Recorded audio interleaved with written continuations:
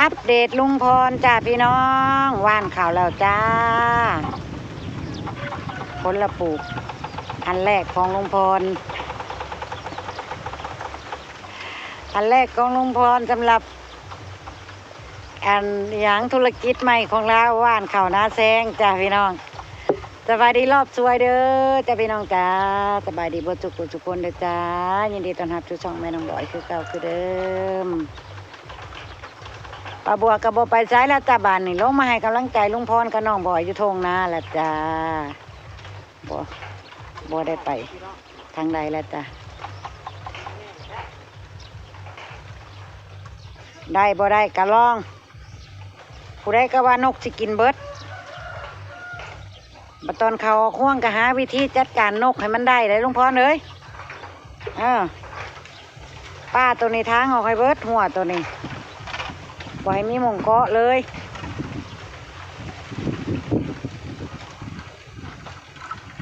มาลุ่นลุงพรเขาหน้าแซงเราสิได้เพื่องหรือสิได้เข่าเนาะ ได้บ่ได้กับบ่เป็นยังเนาะเป็นประสบการณ์บ่ลองบ่หูเนาะพี่น้องเนาะทำบ่ไอ้ก้นยังคุดยังตึบอยู่หั่นน่ะ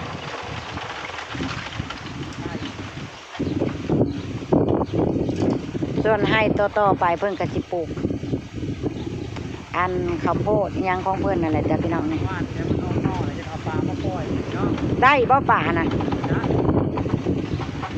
ไปทางหลังคาไม่อยู่ทางไหนปล่อยป่าได้ให้วาดให้ปลาต้น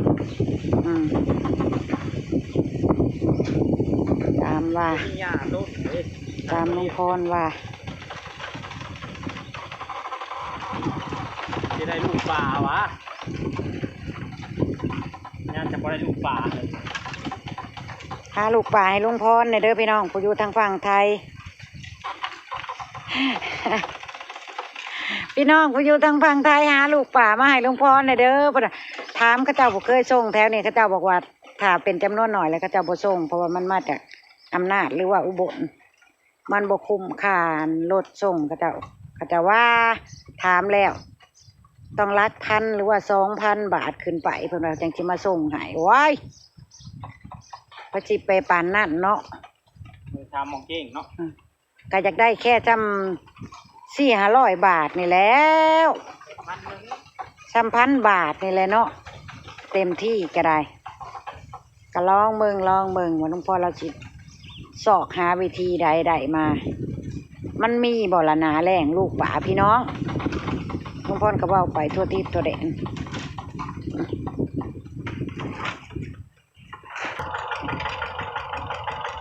ลุงพรก็ว่านเช็ดเรียบร้อยเลยน้องบอยเป็นคนคาดพี่น้องต้องลองเบิ่งทดสอบเบิ่งให้นึงพี่น้องปีนี้เบาลายแล้วก็มันนี่เจ้าน้ำลงมาพักอยู่ให้นี่เด้พี่น้องมันก็เลยว่าบุมีแนวจะเอาไส้เพิ่นก็เลยว่าว่านเข้าใช้ลองเบิ่งลุงพรว่าจะได้ป่ามาปล่อยพี่น้องจะได้หรือบ่แหละอยากได้ปลาตะเพียนกับปลานิ่นมันจะมันได้พี่น้องว่านเข้าก้าวเข้าแตกก่อมันใหญ่เลยเอาปลาลงพี่น้องปล่อยปลาแช่หน้าในช่วงเดือน3 เดือน 4เขาเอาออกคายให้มดเป็นคายบ่มดเขาเอาลงน้องเขาก็มีเด้น้องเติมตอนยามเป็นหน้าเลยครับทดสอบเบิ่งเรียนรู้ไปทีละน้อยนะพี่น้องเนาะมาว่ากันที่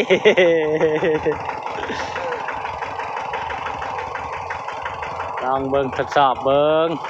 แต่ให้ลุ่มเลยนี่แถวทั้งลุ่มนี่ลุงพรกำลังตั้งร่องในพี่น้องสิปลูกข้าวโพดก็มีแน่ข้าวโพดซื้อมาแล้วตั้งแล้วให้1เลยลุงพรเฮ็ดแล้วให้1เลยแล้วก็ว่านเข้าซะก่อนตัวนี้กำลังเอาน้ำลงน้องพี่น้องได้หลายเติบได้สิเต็มแล้วแหละได้ครึ่งหลายเติบแล้วเปิดลงคู่มือพี่น้องแล้วก็สิปลูกข้าวโพดมันมีเขียดพร้อมได้น่ะเขียดก็มีนี่ดินมันซุ่มมันอยู่ใต้หนองมันก่อมันพี่น้อง จะเอาน้ำลงมาพากให้มันเต็มให้นี่ได้พี่น้องแล้วเฮาจังปล่อยลงไปใช้เครื่องปลูกเฮาวันนี้ปล่อยไว้ช่องม่งดอกอยู่เทิงกับทางหลังลุงพรนี่ก็สิมีหนองใหญ่เทิงเอาลงหันเต็มหันก้อนไปจังงันเอาลงมาให้น้าบัดนี้พอลุงพรสิพังท่อไว้แล้วทางหลังทางให้น้า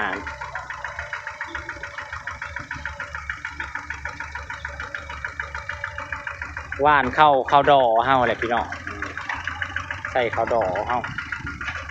เข้าเป็นที่ว่าหรือเป็นที่เป็นข้าวหน้าแซงแล้วข้าว3 เดือนนะ3 เดือนเป็นออกมากเลยพี่น้องน้องบอยกำลังฆ่าแต่เพิ่นเป็นดินเหนียวพี่น้องลุงพรสิพาไปเบิ่งมงลุงพรตั้งร่องข้าวโพดพี่น้องทางลุ่มพี่น้องลุงพรท่านได้แต่งมีแต่ตั้งร่องไว้แล้วก็ที่เริ่มแต่งเนี่ยเด็กพี่น้องพรตั้งเรียบร้อย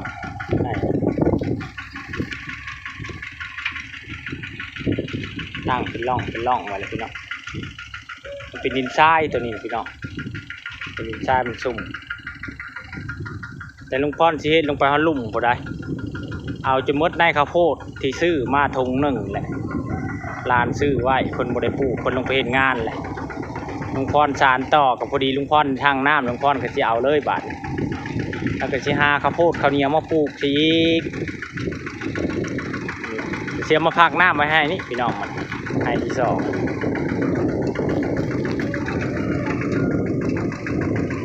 บัดเข่าออกจะลงมาพักไว้นี่เลยน้ำเอาน้ำปังในนี่เลยเพิ่นเต็มนี่กอมนี่ให้นี่ให้นี่เพิ่นให้ใหญ่เนี่ยเพิ่นเก็บน้ำได้ดีพี่น้อง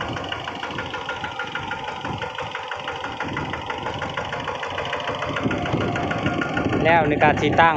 ร่องมะข้าวโพดพี่น้อง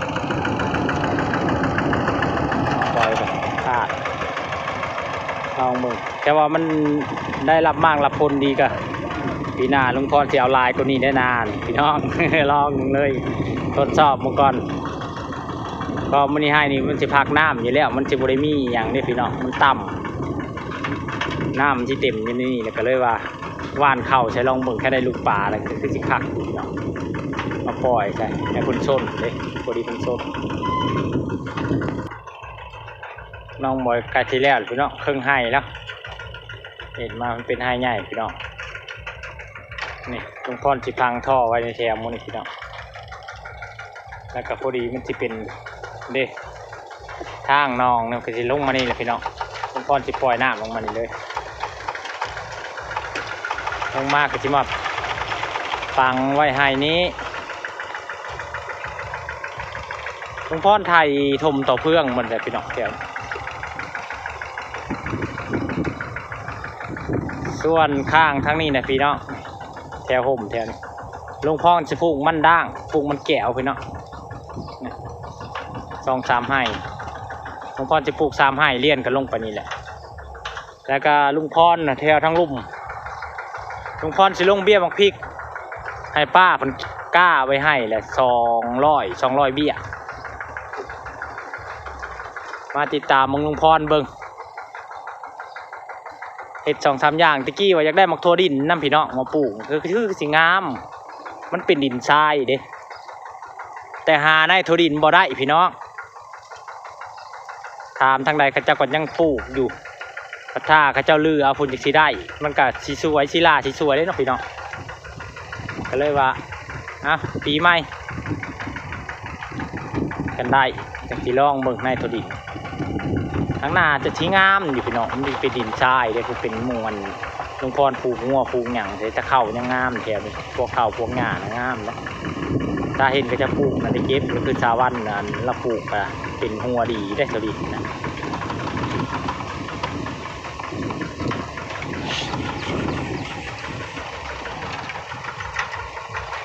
น้องบอยก็ทีแล้วแล้วพี่น้องย้ำมาล่ะใครทีแล้วล่ะเพิ่นเป็นดินเหนียวเนี่ยตัวนี้นะลุงพรขั่วเอาเห็ดให้ใหญ่ตะกี้ก็เป็น3-4 ให้อยู่แล้วให้ตัวนี้ถ้าเบิ่งกันโอ้ยกันได้ลูกปลาในคากรถลุงพรว่ะ มาปล่อยใส่ให้หน้านี่เฮาก็ซื้อหัวอาหารน้ำเนาะพี่น้องเลี้ยงน้ำแบบปล่อยธรรมชาติน้ำมันเด้ให้กินมื้อละเทื่อก็พอแล้วมันหากินธรรมชาตินี่ที่มีหญ้ามียุกปลาตะเพียนเพิ่นมักกินหญ้าอยู่แหละพี่น้องแล้วก็ปลาตะเพียนแหละก็มื้อนี้ช่วงเดือน4เดือน5นะอยู่ทางลาวน่ะสิขายดีได้สิบ่ค่อยมีแนวกินแหละพี่น้องนอกจากน้องไผน้องมันเลยแต่เฮาเอาบ่หมดแล้วเอาลงหนองทางเทิงนี่คือลุงพรเว้าแล้วนี่ลุงพรจะมาปล่อยวันนี้ยามเฮ็ดนาเอาลงหนองตัวนี้หนองทางเทิงก็เพิ่นก็บ่ได้แห้งจักเทื่อเด้หนองทางเทิงแห้งปีนี้พัดทางใดแท้ละเปิดน้ำลงแต่ถ้าเช้าพุ่นลุงพรหากับปิดไว้พักใดอีกมื้อแรงเปิดลงอีกพี่น้องก็พอดีให้มันได้ 3-4 มื้อก็ถ้ามันเต็มหนองแล้วเอาลงมาใส่ข้าวโตที่เฮาหว่านนี่แหละก็พอดีเพิ่นสิแตกหน่อเลยถ้าเพิ่นแตกหน่อยาวแล้วเฮาก็เริ่มเอาน้ำเข้าแล้วบัดทดลองมึงพี่น้องเผื่อมันได้แค่ว่าได้ก็มื้อนี้ก็ลุงพรผมอยากให้ลูกๆไปทางใดแน่เด้ลูก2คน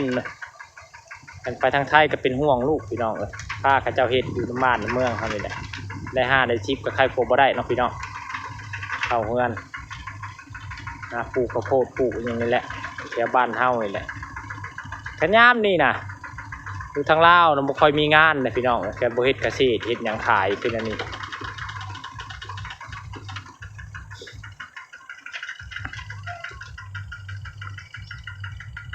น้องบอยมาแล้วพี่ยังบ่หลายพี่น้องยังน้อยเดียวเลยนี่ก็ถึงขั้นเลย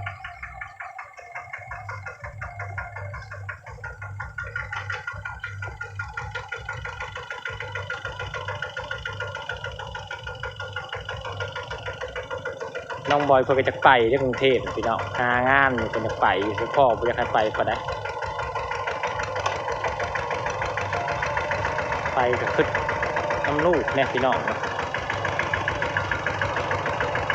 คือลุงพรไปบ่ได้แล้วเพิ่นจะไปก็ไปบ่ได้ลุงพรเห็นก็จะเป็นเฮ็ดงานต่างประเทศโอ้ยแต่ปวดเขาเจ้าได้เงินเนาะพี่น้องเนาะแต่ลุงพรไปบ่ได้แล้วฮ้อนยามเพิ่นอ้าวเฮ็ดนาอีกแล้วพวกว่านี่ก็สิมียังเดือน1เดือน2เข้าไปแล้วก็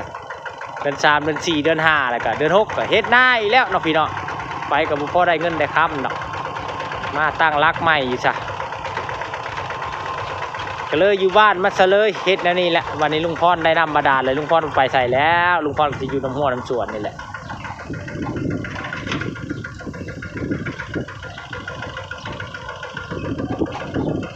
ส่วนปอบัวกะคนมาถ่ายไปแวบบางเรื่องนี่มีลูกค้ามากินเพอเพิ่นได้พี่น้องเพิ่นเป็นเพจเพอเลยปอบัวเพจเพอส่วนลุงพรกับลูกประเทศอันนี้แหละพี่น้องเพจกูหมักข้าวโพดพี่น้องปลูกแล้วยังแล้วก็สิเริ่มเฮ็ดหัวเด้พี่น้องงัวฉันงัวบ่อยู่ได้หัวนี่จะได้แซมต่อไฟต่อหยังใส่ลุงพรจะแซมไปได้หลายเติบเลยพี่น้องทางรักเสริมเขาเด้ท่านเพิ่นก็บ่อยู่ได้ยามนั้นเพิ่นหิวหญ้านะเพิ่นได้เข้าแล้วเอามาฮอดนี่ก็สิเก็บภาพบรรยากาศน้องบอยคาดหน้าแรงไว้สำนี้แหละพี่น้องเอ้ยอย่าลืมฝากกดไลค์ฝากกดแชร์ผู้ใดบ่ทันได้ติดตามเข้ามาติดตามลุงพรหน่อยเด้อพอมีกำลังใจพี่น้องไทยเฮาหรือว่าชาวลาวหรืออยู่ต่างประเทศอยู่ไสก็ตามเป็นกำลังใจให้เด้อผู้น้ำท่วมอยู่ภาคใต้ก็ได้สู้ๆเด้อพี่น้องไปแล้วอย่าลืมมึงโฆษณาให้ลุงพรกับป้าบัวครอบครัวได้เลยจ้าสบายดี